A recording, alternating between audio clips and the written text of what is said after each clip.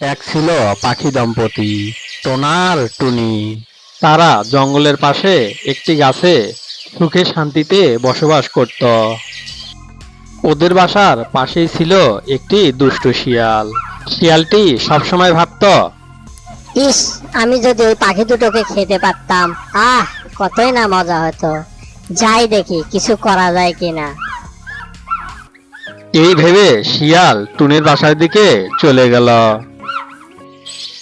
দুষ্ট শিয়াল টোনাটুনির বাসার নিচে এসে মিষ্টি সুরে সুন্দর করে বলল, এই যে বন্ধুরা, তোমাদের জন্য সুস্বাদু ফল নিয়ে এসেছি, নিচে আসো। দুষ্ট শিয়ালের কথা টোনা বিশ্বাস করতে চাইছিল, কিন্তু টুনি অবিশ্বাস করলো।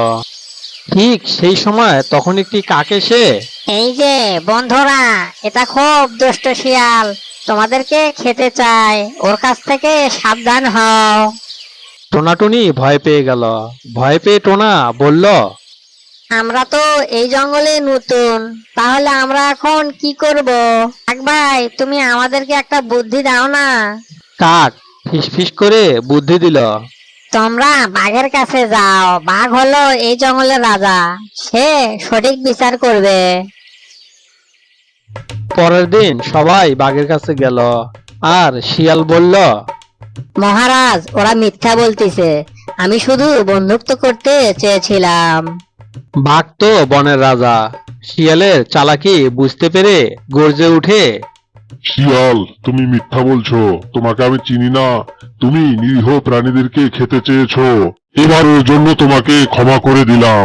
মনে রেখো, আর কখনো দুর্বলদের ক্ষতি করার চেষ্টা করলে ফলটা ভালো হবে না।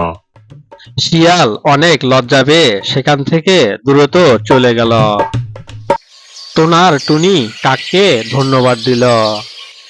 বিপদে পড়লে বুদ্ধিমান বন্ধুর পরামর্শই জীবন বাঁচায়। বন্ধুরা, বিপদে পড়লে মাথা ঠান্ডা রাখা খুব জরুরি। আর গল্পটি কেমন লাগলো কমেন্ট করে জানিয়ে দিও। নতুনরা সাবস্ক্রাইব করিও।